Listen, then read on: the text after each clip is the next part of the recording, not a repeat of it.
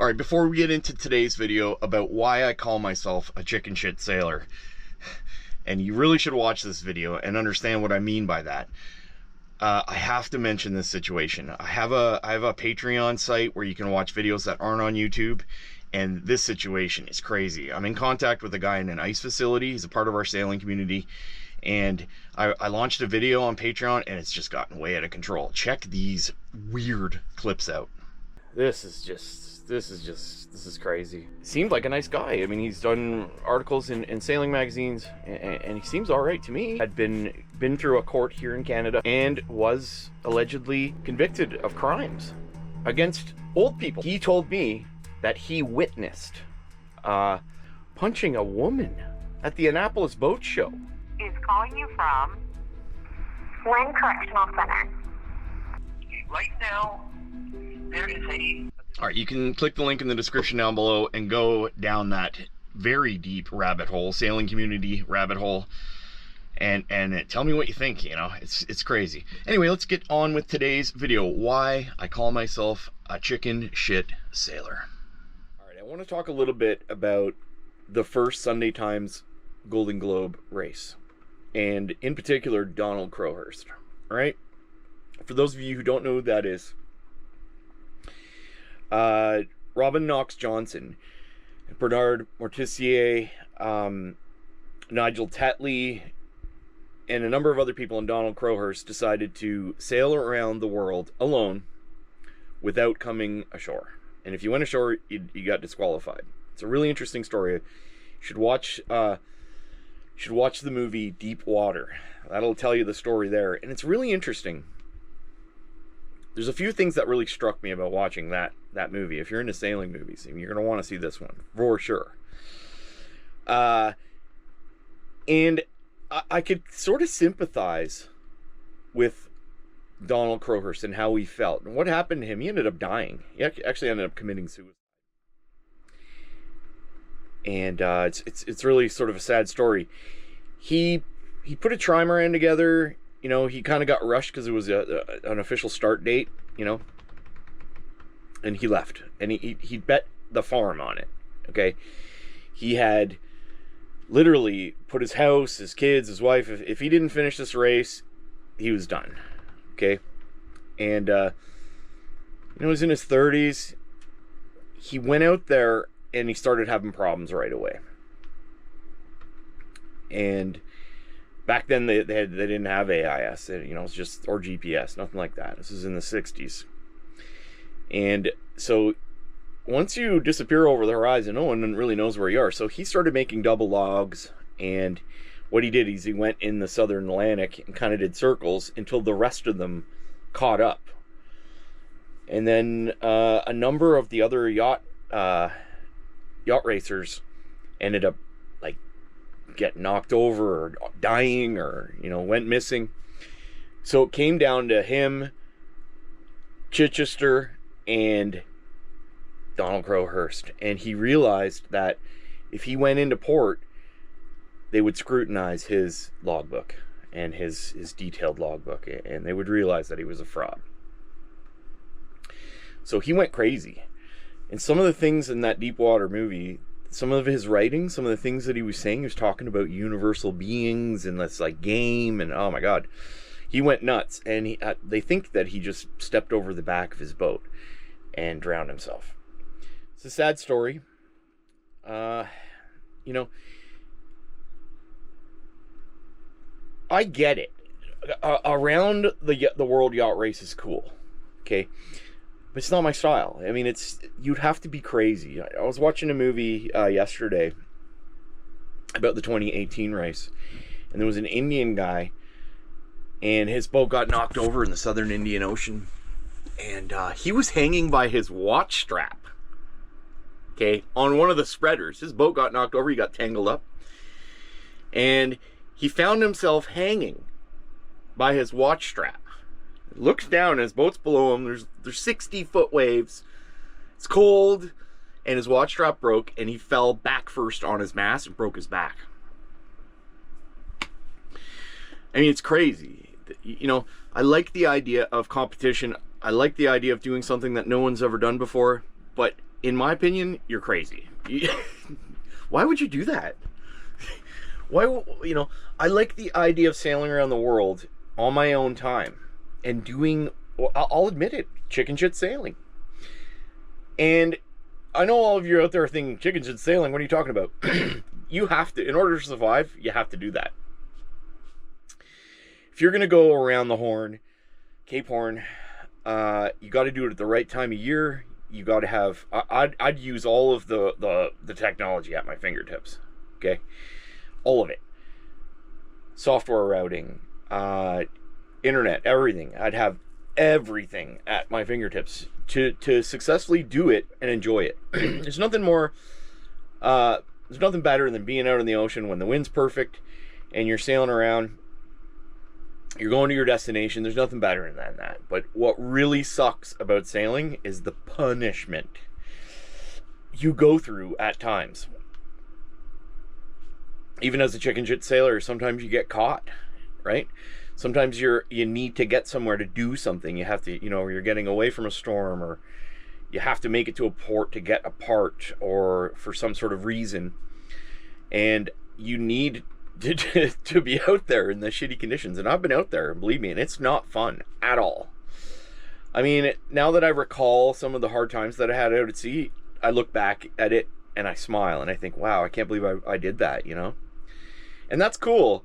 But now, if I was going to go around the world, I would do it with the right boat, with the right technology, and I would do it as the easiest way possible. Okay, I would take my time. That's just the best way to do it. I mean, there's no other. I mean, if you're into adventure, sure. If you're suicidal, sure. No, that's not what I would do it the right way. Does this make any sense to you? Do you understand what I'm saying? You know, you don't need to go out there and put yourself in harm's way as a sailor. You shouldn't do that, because you're testing, you know, the universe. Don't mess with it. Don't do that. That's kind of my theory. And one thing that sort of stuck with me is Donald Crowhurst. The day that Donald Crowhurst left, his son was sitting in like a hotel room, and it was actually a couple days after he had left, and his son was sitting in the hotel room, and he could hear the storm and the waves outside the hotel room, and it was at nighttime, and he got teared up in the documentary, thinking about his dad being out in that storm. You know, and yeah, I mean, it really sort of affected me. I was like, oh my God, I can understand, you know. You got to be careful where you put your money and what bet you make, because, you know, or you know, if you're gonna make your bed, make sure you know that you're gonna have to sleep in it. And that's the thing, right? A guy on the internet that has a sailing channel that's talking about sailing around the world. You know, there was one guy that sailed around the entire continent of South and North America all in one shot. Took him a year. He came back. He did that. He was fine. Did it for disabled people. That's kind of cool. I mean, am I selfish that I don't want to go through some crazy thing like that? I'd rather do it and enjoy the places. Go see places and stay in the harbor and meet the people and take my time. Only sail when it's good weather and not to beat up the boat, you know, and I think that's the best way to do it. I mean, do I sound crazy? It's a weird thing, you know, like, I understand a little bit about the mental place that Donald Crowhurst was in. I understand a little bit about it. I'm not saying I've ever been to anything that he's done.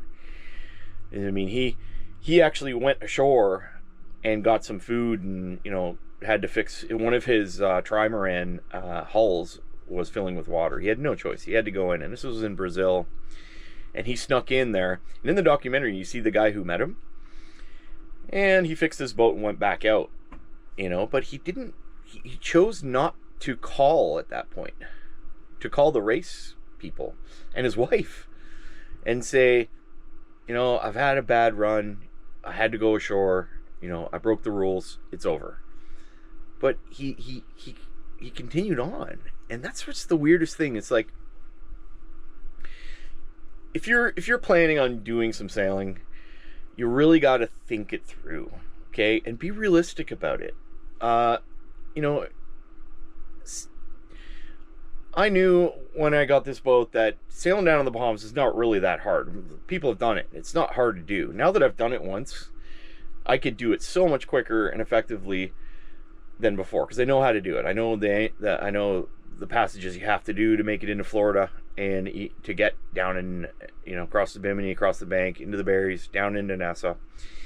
I know how to do it. I could probably triple my time now if I had the right boat because I know what I need. This is what's going to be cool about this channel is as I'm going through everything I'm going through, I'm going to be showing you guys exactly the things that I've learned. I mean, why am I so obsessed with this? You know, it's a weird thing. Like I get it. It's a bit strange.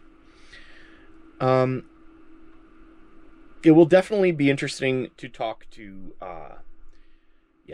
Wally Moran about this sort of thing and have his point of view, his perspective. I think I'm going to record that. You know, if he ever gets out of jail and is able to make it back to Canada. It's weird. I mean, we're a certain type of people out there that are interested in this thing, you know, this life of being at sea, and it can be really, you either have the bug or you don't, you know, and that's something you should decide now. If you're not in for the hard times when you're out there, and they will happen, the bad weather, the breaking of the boat, the days where you're just like, what am I doing out here? And I've had those days. What the hell am I doing out here? This is crazy. I'm so far away from home right now. My entire life savings is into this floating thing. You know, I can't just leave. You're stuck there, and be careful with that. You know, make sure it's the right thing. I mean, it definitely was a character building exercise for me. It definitely was a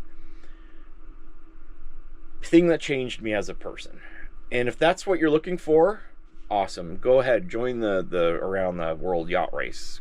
Those things. That's crazy. It's a lot of work. The best part of my journey so far was when I was at my own pace. You know, I was like, you know what? I remember being in below Charleston, in and around Blackbeard Island. I was just like, you know what? I'm pulling in here. It was calm weather. There was no wind. I'm gonna anchor. I literally said for a couple days and just do nothing, you know, and get my head right as to what I'm trying to do. And having that option, it's almost like you're lost out there and nothing else really matters. The world's going on, but your main mission is just to drop the hook and swing around, you know, where you can reset and recharge. I like that idea and concept behind cruising, where if you go into a place, you explore it, you kind of get bored of it, you're like, oh, I'm moving on, and you get to see a new place. Every day there's something new. That's what I love about sailing, you know. And in conclusion, and a last point that I think is very important to understand is, I think if I was given $10 million and I got the ultimate yacht, you know, I don't think I would enjoy it as much as I would have if, you know, you start from that starting point. My obsession with sailing started in a sailing dinghy, you know, in North Bay. That's the truth. I was like, wow, I wonder if I had a little bit bigger boat, I could go a little farther and explore a little more. And then suddenly, you know, I'm down in the Bahamas on a sailboat, you know. It's that incremental wonder that happens along the way that's very important in your sailing journey, and in mine in particular. If I were you, I would get used to some of the hard things that you're going to be up against, you know. That's why Lake Ontario is a perfect place to start. It can be really treacherous out here too. You can take a vessel, you can beat it up for a summer, sail around, go across to the States and back, and really try the vessel out. And when you're ready, you can head down either out the St. Lawrence or down to New York, down the ditch. And from there you have access to Bermuda, the Caribbean, the East Coast of the United States. I mean, that's that incremental journey each season is very important, I think, if you're going to become any type of cruiser. So that's my rant for this video. I hope you're gathering some sort of something from these videos. If you are, hit the like button. make a comment down below, subscribe to the channel. Thank you for listening and making it this far into the video. And that's it for this one. Captain Michael signing out.